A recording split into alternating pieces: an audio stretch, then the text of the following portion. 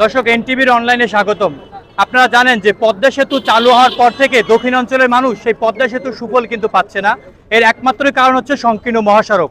আর এই মহাসড়ক থেকেই প্রতিদিন কিন্তু দুর্ঘটনার শিকার হয়ে হাজারো পরিবার কিন্তু পথে বসে যাচ্ছে। আমরা এখন রয়েছি পটুয়াখালী চৌরাস্তায়। আপনারা জানেন যে এই ভাঙা থেকে কুয়াকাটা পর্যন্ত এই 6 লেন মহাসড়কের দাবিতে বিভিন্ন সংগঠন তারা কিন্তু দাবি জানিয়ে যাচ্ছে এবং তারা কিন্তু আন্দোলন করে যাচ্ছে।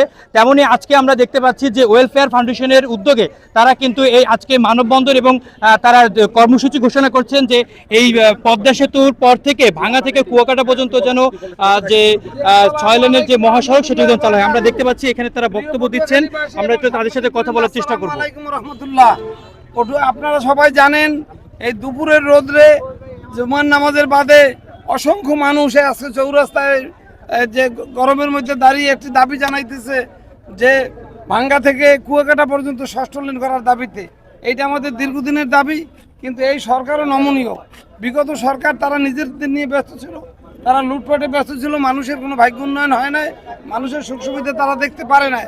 কিন্তু আমরা এই সরকারের কাছে আবেদন জানাই শীঘ্রই এই যে ভাঙ্গা থেকে কুয়াকাটা পর্যন্ত 6 লেনের কাজ চালু করা দরকার।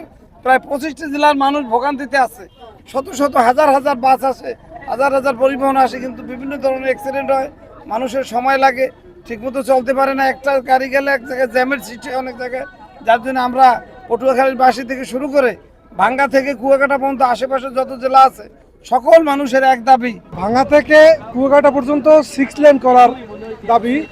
এটা শুধু পটুয়াখালীবাসী নয়, এটা সারা বাংলাদেশের মানুষের প্রাণের দাবি।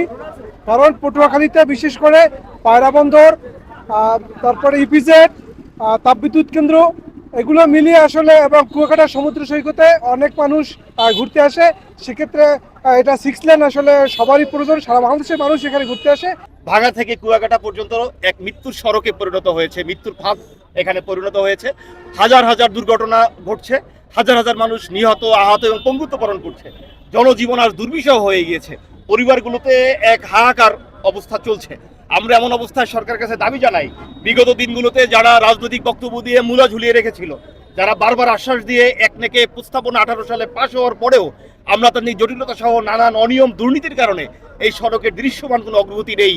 আমরা অনতিবিলম্বে দৃশ্যমান অগ্রগতিতে রোডম্যাপ ঘোষণা চাই।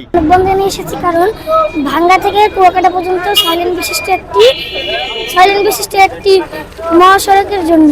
এই মহাসড়কটি তৈরি হলে কুয়াকাটা পর্যটকে দেশি ও বিদেশি মানুষ ঘুরতে আসতে পারবে এবং পায়রা বন্দর এবং পায়রা তাপবিদ্যুৎ কেন্দ্র থেকে আমদানি ও রপ্তানি ভালো হবে। দক্ষিণ বাংলার মানুষ খুশি হবে। ভাঙা টু কুয়াকাটা যে আমাদের যে সড়কটি রয়েছে, সড়কে মূলত যানবাহনের চাপ অনেক বেশি পদ্মা সেতু উদ্বোধন হওয়ার পর থেকে। এবং আমাদের এই পটুয়াখালীতে দক্ষিণাঞ্চলের অনেকগুলো গুরুত্বপূর্ণ স্থাপনা রয়েছে, যেমন পোর্ট রয়েছে, ইপিজেড রয়েছে, আরও কিছু স্থাপনা রয়েছে। তো প্রতিনিয়ত যানবাহনের চাপ বেড়েই চলেছে। এই কারণে আমাদের এটি বলতে গেলে দক্ষিণাঞ্চলের সবচেয়ে ব্যস্ততম সড়কে পরিণত হয়েছে। এর জন্য আমাদের এই ভাঙা টু কুয়াকাটা 6 লেনটি অতীব জরুরি। এটির জন্য সরকার অনুধাবন করে এই কুয়াকাটা 6 লেনের কাজ অতি দ্রুত শুরু করে সেই আহ্বান আমাদের পক্ষ থেকে, এবং আমরা এই জন্যই মূলত মানববন্ধনের আয়োজন করি। আপামর সকল মানুষ, এটা শুধুমাত্র পটুয়াখালীবাসী কিংবা বরিশালবাসীর দাবি নয় যে ভাঙ্গা থেকে কুয়াকাটা 6 লেন, এটা সারা বাংলাদেশের দাবি। কারণ হচ্ছে আমাদের এখানে পটুয়াখালীতে পর্যটক কেন্দ্র কুয়াকাটা আছে এবং কিছু অর্থনৈতিক ইপিজেড আছে, আমাদের অনেকগুলো ক্ষেত্র আছে। এখানে সারা বাংলাদেশের মানুষ এখানে আসে। কিছু ভ্রমণ পিপাসু মানুষগুলা তারা একটু স্বপ্নীল সময়, তাদের আনন্দদায়ক সময় কাটানোর জন্য আসে, কিন্তু আসলে তাদের পরিবার সহ বেদনাদায়ক হয়ে ফিরে যায় যখন এই লেনের সংকীর্ণতার কারণে যখন অ্যাক্সিডেন্ট করে। তাই আমাদের পটুয়াখালীবাসী, বরিশালবাসী, সারা বাংলাদেশবাসীর দাবি হচ্ছে এখানে ভাঙ্গা থেকে কুয়াকাটা 6 লেন করা।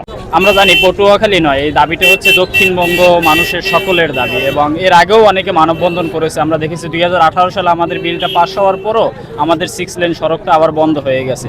আমরা এর তীব্র নিন্দা ও প্রতিবাদ জানাচ্ছি এবং আমরা আশা করি যে অতি দ্রুত আমাদের 6 লেন প্রজেক্টটা পটুয়াখালীবাসী হয়ে একদম কুয়াকাটা পর্যন্ত যাবে এবং ভাঙ্গা থেকে কুয়াকাটা এই 6 লেন সড়কের মাধ্যমে এই যে সড়ক দুর্ঘটনাগুলো হয়ে থাকে এগুলো থেকে আমরা পটুয়াখালীবাসী সহ দক্ষিণ অঞ্চলের মানুষ মুক্তি পাবো, এই প্রত্যাশা রাখছি। ছিলেন যে এখানের যারা আন্দোলন করছেন তারা কিন্তু তাদের যে দাবিগুলো রয়েছে তারা সেই দাবিগুলো কিন্তু বলছেন।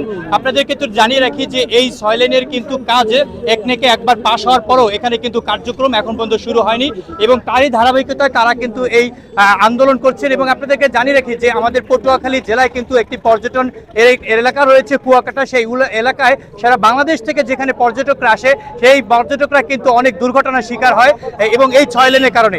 এছাড়াও এই 6 লেনের পার্শ্ববর্তী যে জেলাগুলো রয়েছে প্রায় 25টি জেলা রয়েছে, সেই 25টি জেলায় তারা কিন্তু এই উপকার পাচ্ছে না এই পদ্মা সেতুর, এবং এই সংকীর্ণ রাস্তা দিয়ে এখান থেকে কিন্তু মানুষ চলাচল করা খুবই ঝুঁকিপূর্ণ। তারপর আপনাদেরকে জানিয়ে রাখি যে পটুয়াখালী জেলায় কিন্তু একটি ইপিজেড রয়েছে এবং ইপিজেডের কার্যক্রম ইতিমধ্যে শুরু হয়েছে, চালু করা হচ্ছে। সেখানে এই মহাসড়ক, এই সংকীর্ণ মহাসড়ক দিয়ে চলাচল করা খুবই কঠিন এবং এটা খুবই ঝুঁকিপূর্ণ। এতে করে এই সব এলাকাগুলোতে মানুষ ব্যবসা বাণিজ্য হয়ে উঠছে না এবং এই সব এলাকাগুলোতে বিশেষ করে দক্ষিণ অঞ্চলে কলকারখানা বা শিল্প কলকারখানা কিন্তু গড়ে উঠছে না। এই দাবিগুলো কিন্তু পটুয়াখালীর মানুষের দাবি এবং এই দাবিগুলো কিন্তু দক্ষিণ অঞ্চলের মানুষের প্রাণের দাবি হয়ে উঠছে। এবং আপনারা জানেন যে এটি কিন্তু একবার পাশ হওয়ার পরও সেটির কার্যক্রম কিন্তু এখন পর্যন্ত শুরু হয়নি। এর আগেও দেখেছি আমরা কয়েকটি সংগঠন তারা কিন্তু এই আন্দোলন করছে এবং সেই কুয়াকাটার প্রান্ত থেকে তারা কিন্তু এই আন্দোলন করছে। এই ছিল পটুয়াখালী থেকে আমার কাছ থেকে সর্বশেষ সংবাদ।